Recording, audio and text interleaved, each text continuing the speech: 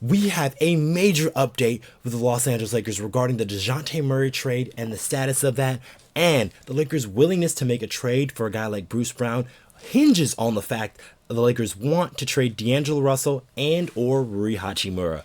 What's good, y'all, and welcome to another Lakers Digest video. I'm your host, Okechi Apakama, and before we get into the contents of today's video, guys, I want to bring your attention to something. There is 93% of you guys who have recently watched our videos who are not subscribed to the channel just yet. If you guys want more of that, like your news, like reactions, trade rumors, game recaps, just every and all things LA Lakers, you guys want to come right here to Lakers Digest so you guys do not miss a moment. And now with that out the way, guys, let's hop straight into the topics of today's video, guys, as we've got a few to get to today. And it's mainly on that trade with DeJounte Murray and what is holding up the trade. So, the Lakers and the Hawks have had continued conversations about a possible DeJounte Murray deal. And we've already had framework for a possible deal, and then just of what that deal could possibly look like with D'Angelo Russell heading over to Atlanta, Jalen Hood-Schifino, and then along with a first round pick from 2029 and then some future draft assets. So that's like pick swaps or possibly second round picks. But that's the initial framework of a first deal. And according to Johan Buha, who is a reporter for The Athletic and a beat reporter for the Lakers, he said this in a recent podcast about the DeJounte Murray situation. And he was saying that DeJounte Murray is their top priority right now. And he said to me, he's most likely the trade outcome right now, and if he was handicapping the odds, the Lakers would be the favorite. But the biggest hurdle for the Lakers right now is to find that third team.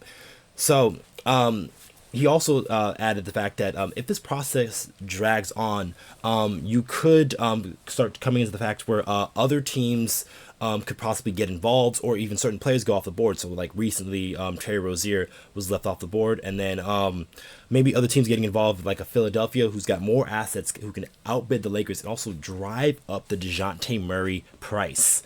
So the Lakers have, like I said, having this conversation with the Atlanta Hawks, and then the biggest hurdle right now is finding that third team for D'Angelo Russell for them to go to, because the Hawks do not want D'Angelo Russell in a return deal, and they're trying to also shed salary as well, so they don't want to have a D'Angelo Russell player option coming up into the forefront. So in that report, they talked about a possible other teams that could be that third team in the deal, and so teams like the Washington Wizards, Brooklyn Nets, and then also the Charlotte Hornets all came up as possible third teams that the Lakers could possibly do a deal with.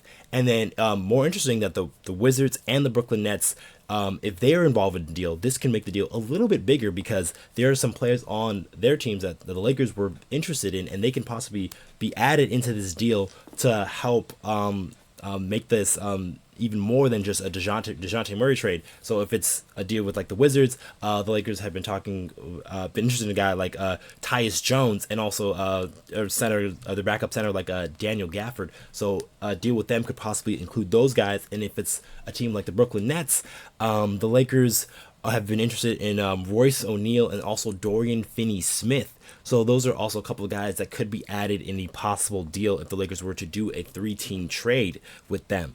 So this is very interesting and huge news that the Lakers could possibly try to find a third team here.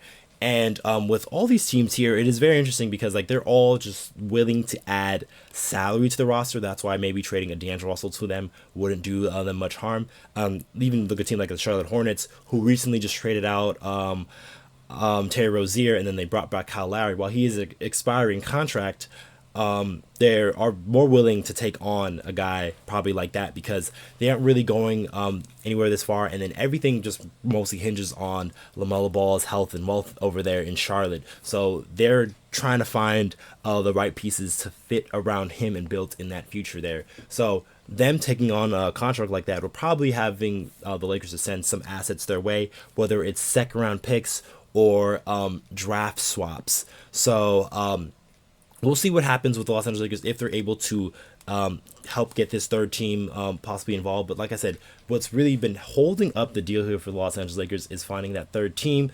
And then he added also more Johan did in this conversation. So he said D'Angelo Russell's play of late has made the Lakers rethink of how far the caliber of player they're willing to give up for. And then he also said on paper that Gabe Vincent would be a guy that would like to move, but he still does have 2 years left on his contract. And then due to his recent knee surgery and an unclear timetable on when he should come back, it's really being concerned to some teams of like taking back on that money, because they see a guy like Gabe Vincent as sort of like a negative asset, because like he hasn't played much this season. And then also there's that stigma of like former Miami Heat players, with the exception of Max Strus over there in Cleveland, that they don't really do too well outside of that system. So a lot of teams are a little bit hesitant to take on a guy like Gabe Vincent, while it would make sense for the Lakers to trade him the most because hasn't really added anything to their team. So trading him away wouldn't really take anything away from them, but they would have to, since he is viewed as sort of a negative asset, they might have to add some draft compensation to really beefing up certain deals towards that. So that kind of has made Lakers stall like a little bit with certain things. And this kind of leads me to my next point here of just the Lakers' willingness to make the right trade. So going on with trying to find that third team for DeJounte Murray, the Lakers have also been looking at other teams and other players. So they've been looking at Bruce Brown out of Toronto. So he's another guy the Lakers have had their eyes on, and literally ever since he was a free agent last season. And if it wasn't for that deal that Indiana gave him, the Lakers probably would have been more at the forefront of signing him and giving that mid-level of exception that they gave to Gabe Vincent. So Johan had a few to say about Bruce Brown there. So he said it was similar to the DeJounte situation with the Raptors. And would the Raptors take a guy like D'Angelo Russell's contract back? And it's probably not likely, because they are trying to build around Scotty Barnes. So they want young players, and they do have a ton of guards on that roster. But he also said a more realistic person would be Hachimura for Bruce Brown.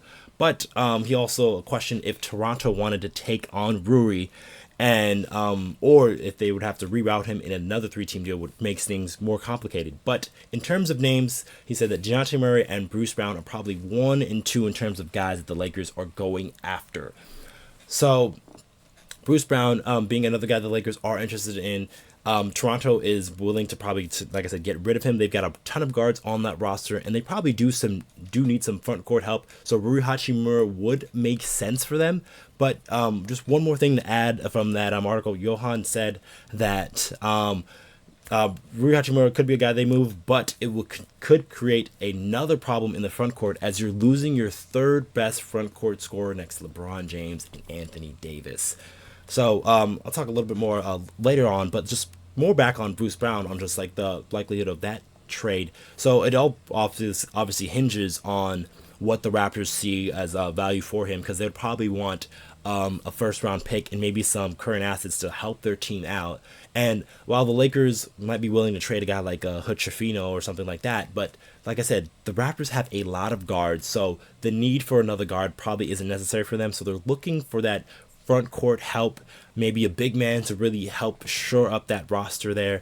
And Hachimura makes sense, but as Johan stated, that this would handicap the Lakers in another spot. So this is the thing you got to worry about with these trades, because if they do end up trying to make that trade for Hachimura for Bruce Brown, then you're handicapping your front court by taking away possibly your third best guy right next to LeBron James and Anthony Davis there in that front court. And that's always been a point of emphasis for the Los Angeles Lakers throughout the years, especially with the guys they've had slotted next to LeBron James and Anthony Davis. They've always been a guy that's been kind of big, can also shoot and also defend as well. That's why guys like Kyle Kuzma did pretty well in that position. Even guys like Markieff Morris during the championship season, he was a guy that was pretty solid in that role, as he was a guy that was able to do some really good role player things, knock down some shots, rebound, just do the hustle things that you need to do around LeBron James, Anthony Davis in that third forward spot there. And Rui Hachimura is probably the guy that does that the best on the roster currently. As you know, guys like Jared Vanderbilt, he makes sense on the defensive end, but he definitely has some offensive struggles that the Lakers worry about. And then also another guy, Christian Wood, has shown to play that well a little bit, but he is a little bit more slow-footed, and then you do worry about him a little bit on the defensive end. So trading Hachimura would handicap the Lakers in that spot. So it's all just trying to find the right trade for the Los Angeles Lakers, as they're willingness and want to trade for a guy like Bruce Brown. But if they don't have the right assets, and then also even if it's D'Angelo Russell and it's a 3-team trade, Johan talked about the fact that the Lakers are maybe not as willing, because if you make that trade for D'Angelo Russell for Bruce Brown almost straight up, you're bringing back a guy who isn't really used to running an offense, while D'Angelo Russell is more suited to do that. And he's a guy, when he's playing at his height, is probably a way better offensive player, while Bruce Brown is more of a well-rounded player, a guy who can really defend multiple positions, and a guy that can really just fit into any system. He doesn't really give you that offensive ceiling that D'Angelo Russell would bring. So the Lakers do wonder, would that be more of a lateral move if they were to trade D'Angelo Russell for Bruce Brown, or would that make them any better, essentially, is what they are thinking about it. Because with the recent play of D'Angelo Russell, it has made the Lakers really rethink some things, just like, oh, is this the guy we really want to be trading for some of these players that we've been talking about? So guys like Colin Sexton, Tyus Jones, Malcolm Brogdon has come up recently. So all of these guys are all sort of like similar-esque builds to what D'Angelo Russell is, but D'Angelo Russell has been showing that he has been playing a lot better, especially offensively, on that side of the ball. But like I said, we'll see what happens with the Los Angeles Lakers in the next few days. The trade deadline is in 2 weeks here, so we'll see what happens if the Lakers, if they are able to make that DeJounte Murray trade, or if they're able to make this Bruce Brown trade. But let us know what you guys think in the comments below. Do you think the Lakers should cut their assets and make these deals for these types of guys, like a Rui Hachimura, like a Bruce Brown or DeJounte Murray? Or should the Lakers be more fond of keeping guys like Rui Hachimura and D'Angelo Russell in order to get some of these smaller level guys and try to add some more assets and trade out a guy like a Gabe Vincent and stuff like that, and maybe some of their younger assets like a Hood Schifino, to sort of bring back the help that the Lakers need for this season? But like I said, let us know what you guys think in the comments below. I've been your host, Okechi Apakama, and I will catch you guys on the next one.